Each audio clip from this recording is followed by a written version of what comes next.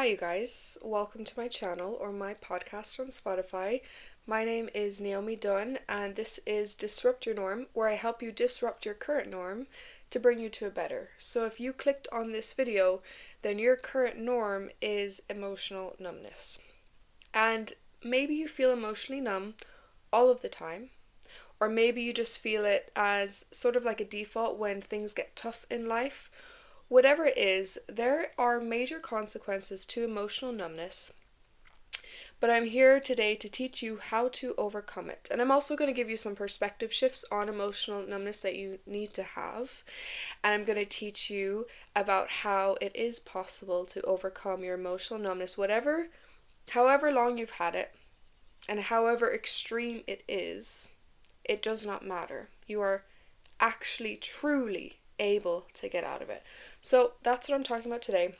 I am an inner work coach, I am a transformational coach, I am an emotional freedom technique practitioner, but the reason I can come here and talk to you about this today is not because of my education, not because of the things I've learned. It's actually because of my own experiences, okay? I'm talking to you, I'm going to have a real and raw conversation with you about emotional numbness, like I'm just sitting with a friend, okay? Because I can have this conversation that's not just reading off a textbook in my mind, but actually from my own experiences. Okay? So the first perspective shift you need to have if you are struggling with emotional numbness is that, like I said, no matter how numb you are, you can get out of it. And the reason I can say that is because I was so emotionally numb, I never thought I could, and I did. Okay, how emotionally numb were you, Naomi? You can't be as bad as me. Maybe I'm not to your extent, but I did severely struggle to the point where I forgot what feelings felt like. My reality, the way I was living, the way I was thinking, it was in constantly a disassociative state. Okay, been there, done that, had that. I have a lot of my life, a lot of periods of my life, big chunks of my life that I cannot remember because I was so emotionally numb and I was in such a foggy, disassociative state that I blocked them out. I wasn't present. I was so emotionally numb. There was no presence in my body, okay? So I was to that level, and it did not take a lot of time. I'm going to be really honest with you. It took about 3 months, but for you it can be much faster because this was me figuring it all out by myself, and I'm here to teach you from experience. It can be much faster. It took me about 3 months for myself to get out of it, okay? And like I said, it can be faster for you. Something I tell clients, something I tell on my YouTube channel, on my podcast, something I say all of the time is that it does not have to take as long as you think to heal. The next perspective shift you need to have to understand about emotional numbness is emotional numbness is not a good thing, okay? And maybe you logically know that and you logically think that way, like I shouldn't be emotionally numb, it's not great to live life this way. But if you are experiencing emotional numbness, there is a part of your brain, your subconscious mind, if it is not in the forefront of your mind, it is in your subconscious. I promise you, there is a part of your brain and there is something in your brain that is saying it is good to be emotionally numb. Otherwise, you wouldn't be numb. There is a part of you that believes it's good. So this is why I have to come here and say emotional numbness is not good. Let me give you the logical reasons why emotional numbness is not good. When we are emotionally numb, we are still going through life, experiencing things that should bring up negative emotions. That's life. It doesn't matter who you are, you're going to go through things that bring up negative emotions. If you have this idea in your subconscious that emotions are bad, therefore I must numb them, then you will be thrown these things at you in life where the negative emotion is supposed to arise, but because you have that message, you will push it down. But that doesn't mean you weren't affected. It means it was pushed down. And the more things are pushed down and not taken care of, the more that these negative emotions are not being This junk is not being thrown away. The junk is just building and building and building. Okay, so this means that you have emotions in your body that are not being processed. I hope that makes sense. We go through life. Bad things happen. When bad things happen, a negative emotion comes into our body. When we are emotionally numb, it's not that you are not being affected by that negative emotion, it's that you are pushing it down, but it is still there. Healthy, the right way to go about it, the healthy way to go about it is when we go through life and the negative things happen to us, or heck, even the positive things. Okay, even suppressing positive emotions can affect your body negatively. Okay, when we go through life, the healthy response is to experience those emotions and feel them. Feeling is processing. Okay, so when we don't feel, the emotions pile up. When emotions pile up, it affects our health. It affects our mental health. Obviously, you know that you're experiencing that.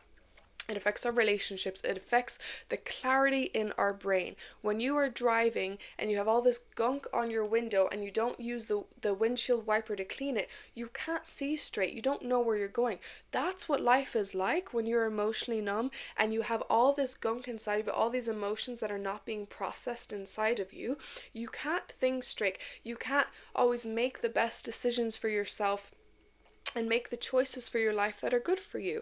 And again, it affects your physical health. It can, and I do not want to scare you, but I only say this out of love because I don't want you to go down a wrong path. It can actually create disease in the body, okay? Disease. Think of disease as dis-ease in the brain and the body. Okay, that was a lot of negativity. Let me get back to the positive reality. Okay, that sounds like a lot. That sounds intimidating. That sounds like, okay, I have a crap ton to work through. You don't. You just have to work through that part of your brain that thinks feeling emotions are bad. That part of your brain needs to be shifted, and that is not as hard as you may think. Takes a little bit of intention, but it's not as hard as you think. When we shift and we start allowing, that's when things will naturally flow. We will go through life and we will start to process, and you're going to get triggered. That gunk inside of you, those negative emotions, are going to become triggered in life, and you didn't notice the triggers before, but you will notice them now. Okay?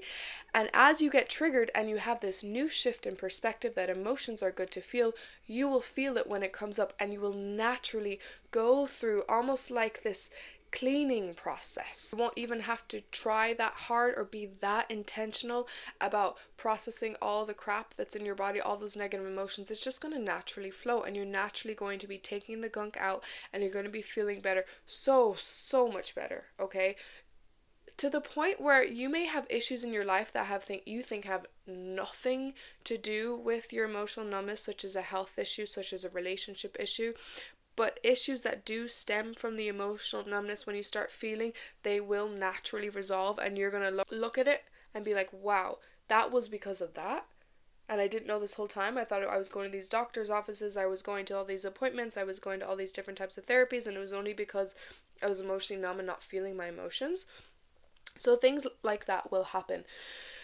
And so I have to give you a bit of a wake-up call. I have to give you a bit of a scare, because if I don't, that part of your brain that thinks not feeling is good will not be shaken up. Nothing will be done about it because you don't have enough reason in your brain right now to feel emotion. So sometimes we have to hear the hard truths that we could potentially develop diseases in the body. The thing that snapped me out of it and realized my need for processing emotions was a story I read of somebody who had a tumor in her body, and it wasn't dissolved with the chemo and with the treatment. It was dissolved through the processing of the emotion that caused the tumor, okay? But it doesn't always go to that extreme. There's also autoimmune disorders are still can be really terrible to have, and they're really commonly caused by unprocessed emotions in the body. Honestly, any disease or any physical health problem can come from emotions that are not processed in the body, okay? So those are the perspective shifts I need you to have. I need you to realize that feeling emotionally numb is not a good thing and will never be a good thing. And there are some people watching this and listening to this that almost want to be emotionally numb consciously. They're almost choosing it consciously. It's not even their default. It's not even what they're trying to avoid. They just have gone through so much in life that it is better not to feel than to feel. And if you are at that point, I promise you, I know you have been through so much pain, and that's why you are here today. But the pain of emotional numbness, the life you have of being emotionally numb, is never going to be better than a life of feeling. It won't be. Yes, pains will come, but because you are avoiding the painful feelings, you're avoiding good feelings. You're avoiding gratitude. You're avoiding excitement. You're avoiding joy. You're avoiding the things in this life that make life good, okay? You're avoiding the feelings in life that make life good, that make life feel amazing. It's never worth it. It is never, ever worth it. And I know that is hard to grasp, and you don't have to believe me, but I do need you to make this shift, and I do need you to just start trying, to just start being open to it, because you will find this information out for yourself. You don't need to hear it from me. You need to experience it and find the information out yourself that life is better when you heal, when you start to feel, when you're no longer numb. Emotional numbness, when it becomes your default for such a long time, and you have spent most of your life being emotionally numb, what happens is when you start to feel and experience emotions again, it's going to be difficult because it is so unfamiliar. And when you get over that hump, that's when you start to see that life is so much better this way. Because it was my default for such a long time, I can consciously choose to switch on the mode of emotional numbness. I could consciously decide in this moment to make myself disassociate because that was my norm for so long. Have I healed? Yes. But it was such a huge part of my past that my body knows what it feels like and it knows how to get into it. Do I ever choose to go into those states? Never. And that is just an additional point to my last point to prove to you that I loved being emotionally numb. Why would I have been in it for so long if I didn't have? Okay, I loved it. And even though I loved it then, subconsciously, I love the life of feeling so much more now that I will never choose to go back, and I will never choose to switch on the emotionally numb mode that I could very so easily switch on. Okay? I hope that solidified that point for you. Most of us know off the bat we become emotionally numb because life becomes really hard and we don't want to feel it. But some people don't actually know that. So let me go into a little more of the, really basic psychology 101 about it. So there are certain things that will make you more susceptible to experiencing emotional numbness. Some people experience more of the big T traumas, the traumas that we think of as the biggest types of traumas. And some people don't experience those types of traumas and they still have the same effect as if they did. Here's the thing. You and your sibling could have gone through the exact same trauma, but you and your sibling may have completely different responses to it. One reason for that is because you have different personalities that react and respond to pain differently. Just because you responded with emotional numbness doesn't mean the sibling who went through the exact same pain as you didn't respond to the pain. They just responded differently to you. There are many different responses, there are many different defaults that our bodies can develop, and we develop them because of who we are, because of our personality, because of our nervous system state, because of the past experiences we've had, and because of just in general, if we are maybe a little bit more sensitive in this world, maybe, which is a gift. That's absolutely a gift. It's a gift to be sensitive. That will bring you many places in life. That comes with so many beautiful factors to it. It gives you this creativity that other people don't have. It gives you these perspectives that other people don't have. It gives you this drive to make changes in the world that not everybody has. Okay, so that is a gift, but every gift comes with something not great. The law of polarity. There's something good to everything that is bad. There's something bad to everything that is good, okay? It's a gift. So because of these different factors, your body can respond to trauma very differently to another person. So yours may have been shutting down, which is the freeze response in the nervous system, and another person, your sibling who went through the exact same thing, their response could be fight or flight. Their response could be fawn, which means to be very compliant and very submissive to the trauma that is happening to the person that is creating the trauma.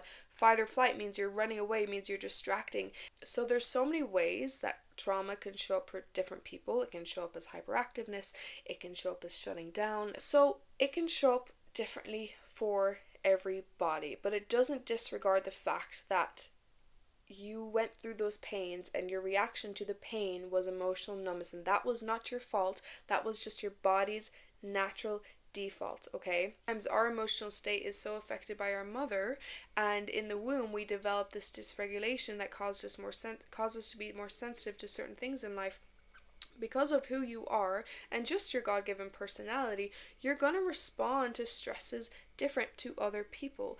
And just because they seem okay doesn't mean they didn't respond. Their body was still affected by it. It was just affected in a different way to you. Your default is emotional numbness. Theirs is something else. And the second thing I want to say about this point is that, and as to why we can't be comparing our traumas, is when you study psychology and you go into the psychology world, you quickly learn that the things that people in this life brush off as no big deal and as something that can't really affect us that bad, even though they are a negative thing, but it can't be that bad because everyone did it in the past. I want to tell you that things that can seem like a small deal can affect your body as if it is a big deal. And that's okay.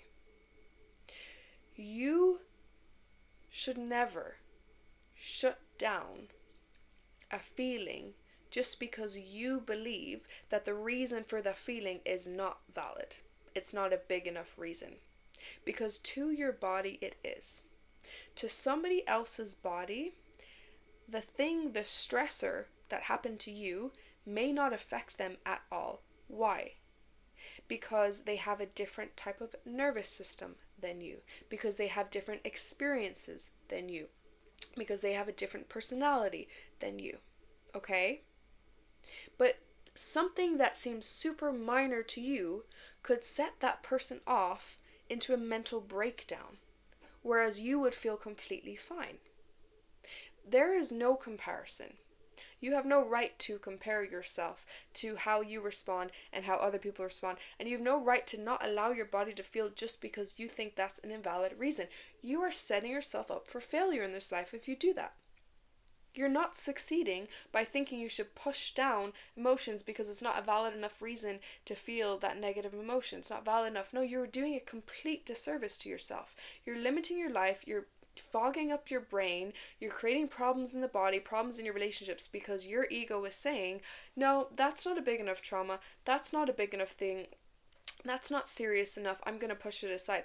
That's coming from your ego. And that ego was trained by other voices in the world, was trained by the things that you've seen, and so your ego and the words that are coming from it in this situation where you're saying it's not big enough to feel, it's not its fault either that you have those thoughts and you have those beliefs, but now that you know this, it is a disservice to continue to think that way. It's a disservice to yourself. It is valid. I don't care what it is. If a negative emotion is coming up in your body, it is your job. If you're an adult, it is your job to take care of yourself, nobody else's. So if a negative emotion is coming up in your body, it's your job to take care of it. It is not something that needs to be pushed down just because you think it's a small deal. No. If it's showing up in your body, it's a big deal to your body. So that's why we experience emotional numbness and other people may not. And the next thing is the obvious. When we go through so much pain in life, if you have it in your personality and if your nervous system's default is to flee, is to freeze rather than fight or flight, if that's your natural default, then as you go through the pains, the brain, which is designed to protect you and prevent you from feeling stress in your life and designed to make sure you survive so you avoid the things that signal danger, that signal a potential for you to not survive, what the brain does is it turns on this switch that says, this is no longer safe. I have been feeling this specific pain from whatever trauma it is too much, to the point where the brain is considering that you are actually in danger. And when it turns on the emotional numb switch, that is because your brain was then convinced you were in danger, that you were experiencing too much of a pain. And the brain and the body don't want you to experience pain. They want you to feel comfort. Your brain and your body wants you to feel comfort. It does not want you to feel the discomfort of life. So if you experience so much discomfort that it is becoming such a large stressor on the body, then the brain says, okay, the only solution we have to prevent this stress on the body is to shut it off. And now this is actually an amazing thing. It's actually an amazing way our bodies were designed, because there are so many children in this world who turn on the emotional numb switch, or maybe they turn on the disassociation switch, or maybe they get to the point where they turn on the switch where they actually shift into different personalities to get them out of this reality in the most effective way their brain and their body knows how. And they're convinced that they turn into this other personality, and they literally do it, and then they come back to themselves when things have calmed down. The brain and the body does some really insane things to protect itself from feeling that pain, to stay in survival. And so it's a really fantastic thing to experience temporarily. That's the thing. When we can experience this temporarily for some really big traumas, in the moment, that's amazing. But then if we go about our life continuing to have that switch turned on, that's when we live this fully emotionally numb life. That's when it becomes a problem. When we don't process the pain that we turned on the emotional numbness switch for after the trauma and the experience and the stressor is finished, that's when it turns into your default. That's when it's a problem, okay? So that's why it happens, okay? It comes from this pain that accumulates, and then it gives your signal to the brain, to the body, that we're not safe anymore. It's time to become emotionally numb, and for a period, maybe it's temporary and you go back to yourself, but if you keep re-experiencing the same pains and the same traumas, then your body will turn on the switch full term. So now let's talk about how to turn off that switch. Number one, it's two things, okay? I'm not gatekeeping anything. It's two things. Number one, you need to have the perspective that feeling emotions are good. How I did that is through developing the awareness of why it's bad. And that convinced me enough to realize why it's good to feel them, okay? I talked to you about the problems that can happen in the body when we don't feel, so you know this now. Number two, you trained yourself. Your mind trained you to become emotionally numb 24/7, or just to make it your default. I'm going to shut this. Okay. You trained yourself, whether you realized it or not, to be somebody who is emotionally numb. You have just as much ability to train yourself to be somebody who can feel. Okay? When I discovered this information and I was fully convinced I need to start feeling my feelings, I trained myself like I was competing for the Olympics. I trained like I was training for a sport, okay? And what does that mean? If you're training for the Olympics, you're training every single day. You're committing to it as if it's your job, okay? That's how I trained myself out of feeling emotionally numb. And I did not require much motivation to do this, because I became so fearful of what would happen if I did not. I was just like, that's it. And I really hope you're at that point right now. So I trained myself, like I said, like a sport. How did I do this? Everyday training. Every day I set the goal of feeling a negative emotion. I know that sounds absolutely ridiculous, but that's what you have to do when you get to an extreme point. And it was not easy at first. I would sit in my car before and after work, and something that was effective for me at the time was listening to sad songs, and I had the goal every day of shedding one single tear. I don't remember how long it took me to shed my first tear, but it did take a little while. But then I started implementing EFT. Okay, so this is why I'm an EFT practitioner. Okay, because of how much it changed my life, and because I am so dead set convinced that it is one of the most effective tools ever to feel emotions. I was sitting in my car listening to the sad music, just trying to get a tear out. And let's just go to that topic for now. I did that consistently. Finally, a tear would come, and then after some time, I was able to sob. And I was able to sob many tears, and I was literally happy after I would sob, because I was like, I could do it, I did it, I felt my emotions, okay? And then it became easier, it became my default. I've gone through periods in my life where I would cry every single day, and sometimes I still go through those periods, but not in a bad way, not like I'm suffering in some extreme way. No, I cry because it's healthy too, okay? So let's go back to EFT. If you're on my channel, if you watch, all my other emotional processing videos, you know about EFT. But if you don't know about it, let me tell you real quick.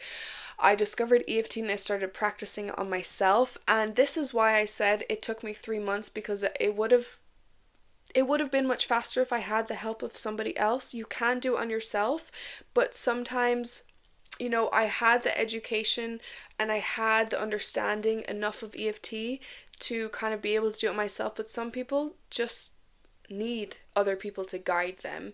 And so that's where help can be really beneficial.